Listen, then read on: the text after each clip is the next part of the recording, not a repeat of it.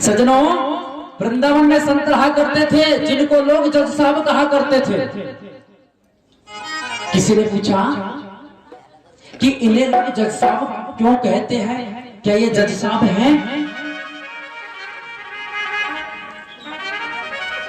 किसी ने कहा नहीं, जज साहब ये पहले थे, अब जज नहीं है। उत्तर भारत में किसी कस्बा नुमा शहर में वो जज रहा करते थे। वहीं पर एक केवट रहा करता था। केवट बिल्कुल निर्धन गरीब। सज्जनों, केवट के दो पुत्र थे, एक पुत्री थी। उसने अपने पुत्री के विवाह में एक साहूकार से 200 रुपए कर्ज लिया। साहूकार से 200 रुपए कर्ज लिया। ब्याज की दर तय हो गई, 200 रुपए हो जाएंगे तो ब्याज सहित तो लौटा देंगे। सब कुछ तय हो गया। केवट के पुत्रों ने पैसे कमाए और पैसे कमा करके ला करके और अपने पिताजी को दे दिए। उस केवट का नाम था भोला। जाओ और जाकर के साहूकार को 200 रुपए और ब्याज देकर के आओ। 200 रुपए और ब्याज लेकर के भोला साहूकार जी के पास पहुंच गया। जाकर के 200 रुपए दे दिए और ब्याज दे दिया। साहूकार जी ने पर्ची बना दी कि आपने 200 रुपए हमें दे दिए, ब्याज भी दे दिया, आपको और हमारा हिसाब पूरा। साहूकार जी ने कहा कि भोला, तू इस पर्ची को पढ़ के सुना, इसमें क्या लिखा है? भोला ने कहा कि साहूकार जी, मैं तो पढ़ा लिखा नहीं हूं, सब रघुनाथ जी जाने।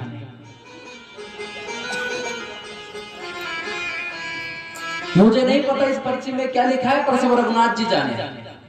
साहूकार जी के मन में क्या आ गया? पाप। साहूकार जी ने कहा कि जाओ भोला, जाकर के जल लेकर के आओ पीने के लिए। भोला बेचारा जल लेने के लिए चला गया। साहूकार जी ने उस रसीद को अपने भाई में रख लिया और दूसरी रसीद बना दी, जिसमें तय नहीं हो पाया कि 200 रुपए दिए हैं या नहीं दिए। भोला ने साहूकार जी को, उसमें तय नहीं हो पाया। सज्जनों, भोला उस पर्ची को लेकर के चला गया और प्रभु के चरणों में स्थापित करके और आराम से रहने लगा। सिर पर सीताराम फिकर, फिर क्या करना है, बिगड़े बनेंगे काम, फिकर फिर क्या करना। सज्जनों, भोला आराम से प्रभु की सेवा करने लगा, क्योंकि 200 रुपए का कर्जा था, सो फ्री हो गया। अब आराम से मेरे रघुनाथ जी की सेवा करने में अपने जीवन को व्यतीत करने लगा। साहूकार के मन में पाप आ गया। साहूकार ने अदालत में जाकर के और केस दर्ज करवा दिया। किसके ऊपर? भोला के ऊपर, कि मैंने 200 रुपए इसे दिए हैं और अभी तक इसने ब्याज नहीं दिया और ना ही मेरे 200 रुपए दिए।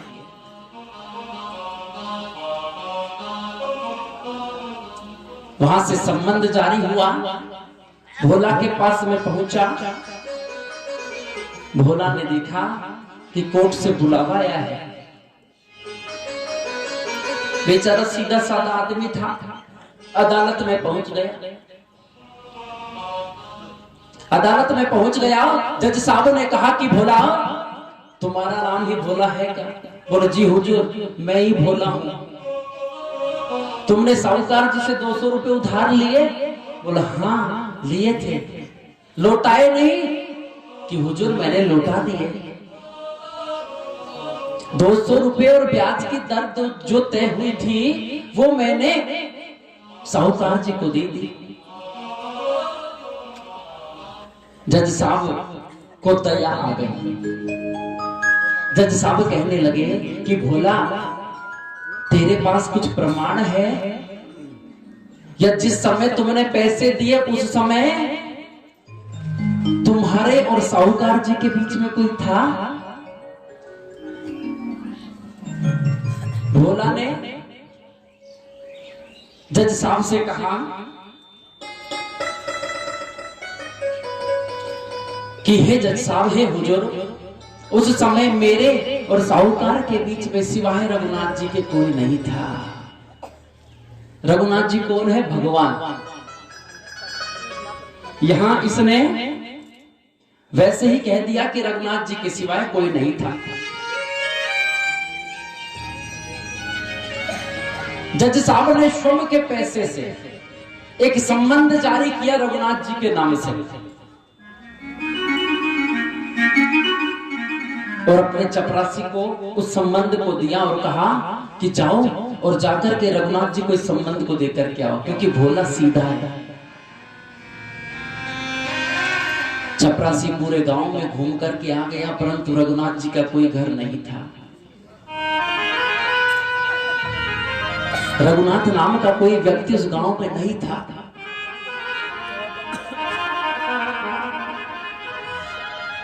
चपरासी मंदिर पर पहुंचा, मंदिर पर जाकर के पूछा कि यहाँ कोई रघुनाथ जी का घर है? पुजारी जी ने कहा कि भैया, यहाँ रघुनाथ जी का घर तो नहीं है, मंदिर जरूर है। मंदिर जरूर है। चपरासी ने कहा कि मंदिर में ही इस संबंध को आप ले लो। पुजारी जी ने कहा कि ठीक है, हम रघुनाथ जी के सेवक हैं, हम इस संबंध को ले लेते हैं।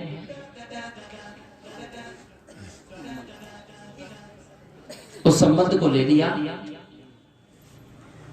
उस संबंध को ले लिया और लेकर के और प्रभु से कहने लगा, वाह प्रभु, तुम्हारी भी कृपा अनोखी है,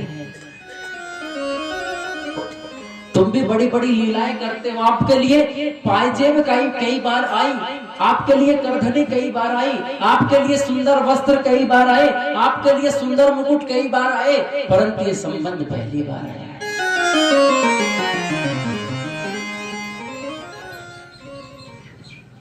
सज्जनों, पुजारी जी ने ले जाकर के भगवान के चरणों में रख दिया। प्रभु, अब तुम जानो और तुम्हारा काम जाने, क्योंकि आपने मंगा लिया सो हमने ले लिया, अब आप जानो, आपका काम जाने। सो शाम को भोला भगवान की सेवा के लिए मंदिर में आया। पुजारी जी कहने लगे, क्यों रे भोला, तूने रघुनाथ जी को क्यों फंसाया बीच में? भोला कहने लगा, मैंने कब फंसाया? मैंने सही कहा था, मेरे और साहूकार जी के बीच में सिवाय रघुनाथ जी के और कौन था? क्योंकि प्रभु सबको देखते हैं, तो मैंने कुछ झूठ नहीं कहा।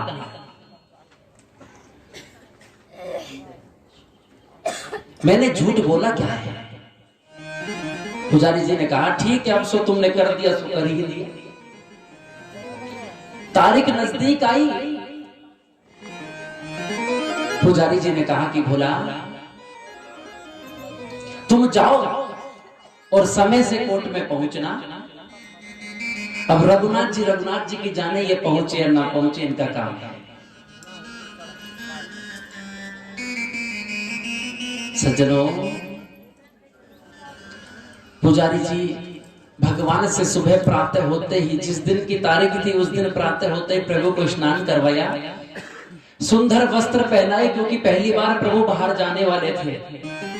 भगवान को सुंदर वस्त्र पहनाए और जल्दी जल्दी से ताजा ताजा भगवान के लिए भोजन गरम गरम बना करके भगवान को भोग लगाया और कहने लगा, जाएगी लाज तुम्हारी, कि हे प्रभु, अगर आप नहीं गए तो आज आपकी लाज जाएगी, भोला की लाज नहीं जाएगी। मेरे प्रभु ने क्या किया? अदालत में भोला पहुंच गया।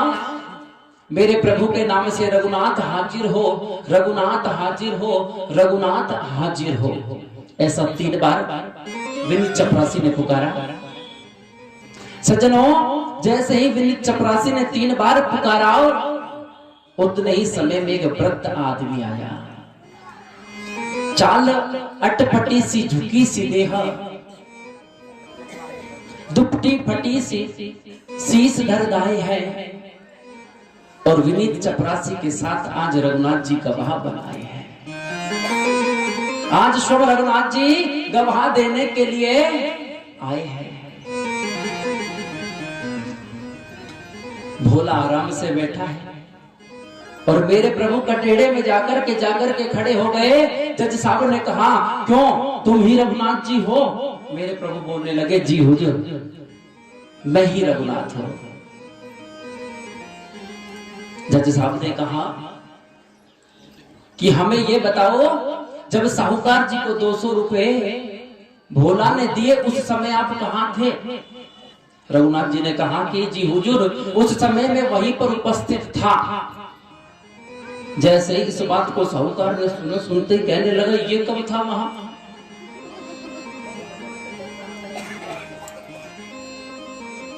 सज्जनों, जज साहब ने कहा कि ठीक है, आप वहां उपस्थित थे, परंतु आपके पास कुछ सबूत है कि 200 रुपए इन्होंने भोला ने साहूकार जी को दिए हैं। सज्जनों, उसी समय रघुनाथ जी ने कहा कि हे हुजूर, साहूकार जी को यहीं पर रोका जाए और आपके चपरासी को भेजा जाए। भाई में पर्ची रखी है साहूकार जी के घर में, उस भाई को मंगवाओ। साहूकार जी को वहीं रखा गया, भाई मंगवाया गया। उसमें एक पर्ची रखी थी, उस पर्ची में लिखा था कि भोला ने 200 रुपए ब्याज करके साथ में सेठ जी को जमा करवा दिए, साहूकार जी को दे दिए। सज्जनों, उस पर्ची को जज साहब ने देखा, देखते ही फैसला कर दिया, भोला को बाइज्जत बरी किया। और जैसे ही बरी कर दिया, जज साहब ने अपने चैम्बर में भोला को बुलाया कि हे भोला, यहां आओ। भोला जज साहब के चैम्बर में पहुंचा। वहां पर जज साहब जी बैठे थे। जज साहब ने कहा कि आज जो गवाह बन करके आए थे, ये रघुनाथ जी कहां पर रहते हैं? ये आप ही के गांव के हैं क्या? भोला ने कहा, जी हुजूर, ये हमारे ही गांव के हैं।